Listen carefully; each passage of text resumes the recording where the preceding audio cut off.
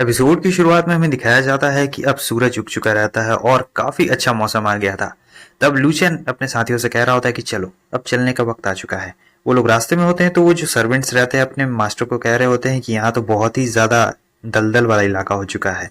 और इस तरफ जो वो मास्टर रहता है, हम लोग उसे मास्टर ही बुलाएंगे, वो कह रहा होता है बे से कि आखिर हम लोग कहाँ जा रहे हैं। तब बे उसे बताती है कि आपने पिछले रात भी सुना था, हम लोग यहाँ की इविल स्पिरिट्स को खत्म करने के लिए जा रहे हैं, क्योंकि आपको सारा मैटर तो पता ही है कैसे उन इविल स्पिरिट्स ने इस लड़की के ऊपर हमला किया था और वगैरह वगैरह।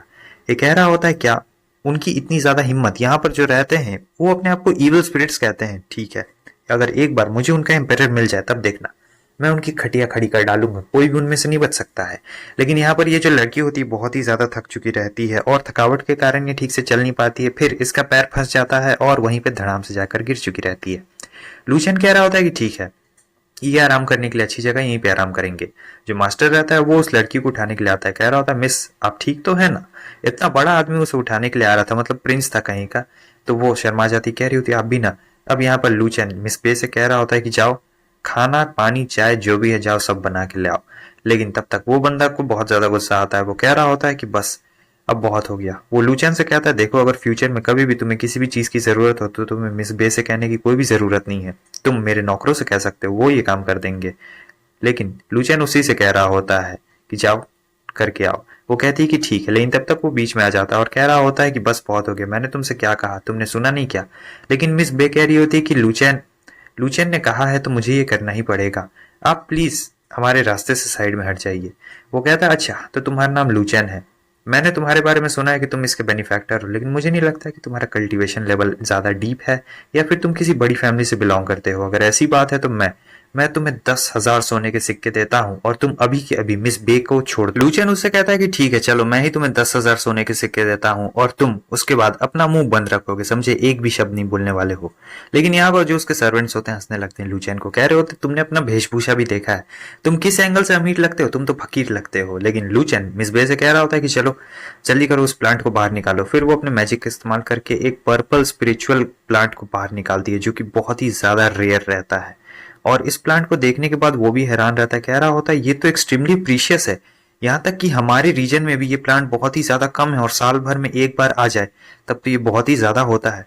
मुझे समझ नहीं आ रहा है क्या ये सचमुच लूचन की तरफ से है।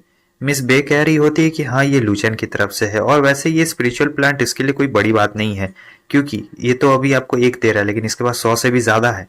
और ये सुनने के बाद वो एकदम शॉक में पड़ा हुआ रहता है। अब ये सब बताने के बाद जो मिस बे रहती है वो वहां से निकल चुकी रहती है चाय बनाने के लिए। अगले सीन में हम देखते हैं ये चाय पी रहा होता है, लेकिन यहाँ का आग अच्छे तरीके से जल नहीं पाता है, तो कह रहा होता है कि अगली बार से बॉइलिंग वाटर से चाय मत बनाना। इस तरफ वो चाय पी रहा होता है, इन दोनों नौकरों को बहुत ज्यादा गुस्सा आ रहा होता है। वो कहते हैं कि आखिर ऐसा कैसे हो सकता है, मिस बे ऐसा कैसे कर सकती हैं, आप मिस बे के इतने सालों से पीछे पड़े हुए लेकिन आज तक उन्होंने आप पे रिस्पॉन्स नहीं दिया और अभी उसके लिए चाय बना रही है। ये कहता है चिंता मत करो, मुझे पता है कि वो बहुत ही ज्यादा होशियार है और बिना किसी फायदे के वो उसके नौकरों जैसा काम बिल्कुल भी नहीं करने वाली है। अब यहाँ अगले सीन में हमें दिखाया जाता है वो लड़की आ जाती है और मास्टर को कह रही होती है कि लीजिए कुछ चावल खा लीजिए, लेकिन चावल हाई क्वालिटी के नहीं रहते हैं और नोबल परिवार के लोग हाई क्वालिटी के खाते हैं। तो नौकर कह रहे होते हैं हमारे मास्टर ऐसी गंदी क्वालिटी के चावल नहीं खाने वाले हैं। तब वो आता है और ले लेता है, बोल कह रहा होता है कि आपका बहुत बहुत शुक्रिया। वो कहती है कि आपने पहले मेरी जान बचाई थी, शुक्रिया कहने वाली कोई भी बात नहीं है। उसके बाद वो उस लड़की से पूछ रहा होता है क्या तुम मुझे बता सकती हो कि आखिर इससे पहले तुम्हारे साथ क्या क्या हुआ था। वो कहती है कि हाँ हाँ क्यों नहीं, मैं आपको जरूर बताऊंगी क्योंकि आपने मेरी मदद भी तो की है। और फिर वो लड़की उसे सारी बातें बता देती है जो उसे मिस बे के बारे में पता रहता है और अपने बारे में भी।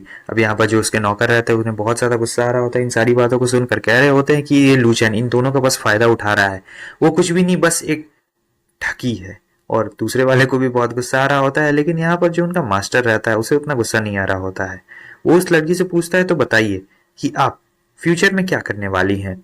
वो कह रही होती है कि मुझे नहीं पता है कि मैं क्या करने वाली हूँ फ्यूचर में, और वैसे भी अब तो मेरा विलेज में जाने का मन भी नहीं है। तो वो कहता है कि आप मुझे फॉलो करना चाहेंगी। ये बात सुनने के बाद वो लड़की बहुत ही ज्यादा खुश हो चुकी रहती है और कह रही होती है कि हाँ क्यों नहीं यंग मास्टर, मैं आपको अपनी पूरी जिंदगी भर सर्व करूंगी।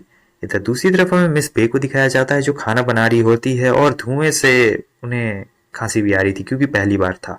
फिर वो लुचैन को कह रही होती है कि वहां पर तुम्हारे बगल में पानी रख दिया गया है, सबसे पहले अपना मुंह हाथ पैर धो लो और तुम्हारे लिए खाना मैंने बना दिया है। वो कहता है कि बहुत बढ़िया। अब थोड़ी देर के बाद वो अपना मुंह धो लेता है और पूरा फ्रेश हो चुका रहता है। लूचैन कह रहा होता है, क्या तुम्हारी कोई शिकायत है? अगर शिकायत है तो तुम मुझसे कह सकती हो। लेकिन वो कहती है कि अगर मैंने तुम्हारी पहले परफॉर्मेंस नहीं देखी होती तब तो मेरे पास शिकायतों का एक पूरा भंडार रहता, लेकिन अब मैं इसके अलावा कुछ कर भी नहीं सकती हूँ। वो कहता है ठीक है, कोई दिक्कत वाली बात नहीं। और आगे ये कह रही होती है कि खैर जाने दो, अब वैसे भी कुछ भी हो मुझे तुम्हारी बात तो माननी ही पड़ेगी, क्योंकि तुम्हारी बात नहीं मानूंगी तो फिर मेरा हाल भी बहुत बेहाल होने वाला है। और फिर ये खाना खाने के बाद कहता है कि ठीक है चलो चलते हैं। लेकिन जब ये लोग बाहर निकलते हैं तब तक वहां पे मास्टर आ चुका रहता है और लूचैन को बीच रास्ते में ही रोक देता है। वो लूचैन से कह रहा होता है कि जो इविल स्पिरिट वाली प्रॉब्लम है उस विलेज में, उसे अब मैं सॉल्व करूंगा, समझे? और अब तुम मिस बे को अपने चंगुल से छोड़ दो, उसे जाने दो, उसे काम करने के लिए मत बोलो। लेकिन लूचैन कहता है इससे मेरा कुछ भी लेना देना नहीं है।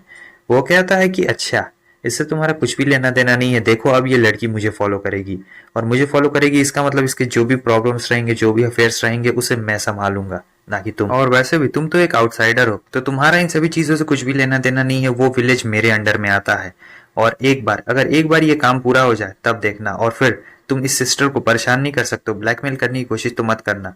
लूचैन उससे कह रहा होता है क्या सच में? तब वो लड़की डर जाती है, पीछे हटती है और कह रही होती है कि अब से मैं यंग मास्टर को फॉलो करूंगी, मुझे माफ कर देना। इधर मिस बे कह रही होती है कि ये तुम क्या कहना चाह रही हो, लेकिन हम लोग तो तुम्हारी मदद कर रहे थे। वो कहती है कि मास्टर ने मुझसे कहा है कि वो मेरी मदद करेंगे और फिर मेरी बहुत मदद हो जाएगी। ऐसे कहते करते कह रही होती है, लेकिन यहाँ पर बे कह रही होती है कि तुम समझ नहीं रही हो और ये भी नहीं समझ रहा है कि आखिर असल में हालात क्या हैं। लेकिन वो कह रहा होता है कि नहीं, मैं अच्छी तरीके से हालात को समझ रहा हूँ, मैं तुरंत ही जाऊंगा, इसके विलेज में जो भी प्रॉब्लम रहेगी उसे फिक्स कर डालूंगा और फिर उसके बाद तुम लूचैन, तुम मिस बे को अपने चंगुल से जाने दोगे, फिर वो तुम्हारी कैद में नहीं रहने वाली है और ना ही तुम उसे ऑर्डर्स दो। मिस बे उसे कहती है कि देखिए ये मेरा मैटर है और आपको मेरे मैटर में पढ़ने की कोई भी जरूरत नहीं है। लेकिन वो कह रहा होता है कि नहीं, तुम्हारा मैटर यानी मेरा मैटर, जो तुमसे जुड़ा है वो मुझसे भी जुड़ा हुआ है। और इधर लूचैन कह रहा होता है कि देखो उसे इविल स्पिरिट ने मार्क करके रखा हुआ है, इसका मतलब वो इसके पीछे आते रहेंगे। ये सुनने के बाद थोड़ा सा ये हैरान होता है और कह रहा होता है क्या, अगर ऐसी ही बात है तो मैं इन्हें क्यों नहीं देख पा रहा हूँ। और खैर जाने दो, चलो मान लिया इसे इविल स्पिरिट ने मार्क भी किया है तो वो छोटे मोटे मॉन्स्टर्स हमारा क्या ही बिगाड़ लेंगे, हम सबको वाइप आउट कर डालेंगे। और इस तरफ जो मिस बे रहती है कह रही होती है कि तुम अभी भी इस मैटर को समझ नहीं रहे हो, इसे लूचैन के पास ही रहने तो ज्यादा बेहतर रहेगा। लेकिन ये कह रहा होता है उस लड़की से कि चलो अब हम चलते हैं, यहाँ पर बकवास करने का कोई भी फायदा नहीं है और जल्दी से अच्छी न्यूज मिस बे को सुनाना है हमें। ये कहने के बाद वो सभी लोग वहां से चल पड़ते हैं। अब यहाँ पर बे और लूचैन रहते हैं। बे कह रही होती है कि अब हमें क्या करना चाहिए। लूचैन उससे कहता है कि नहीं, ज्यादा कुछ नहीं करना है, हमें बस अपने ओरिजिनल रूट पे आगे बढ़ते रहना है।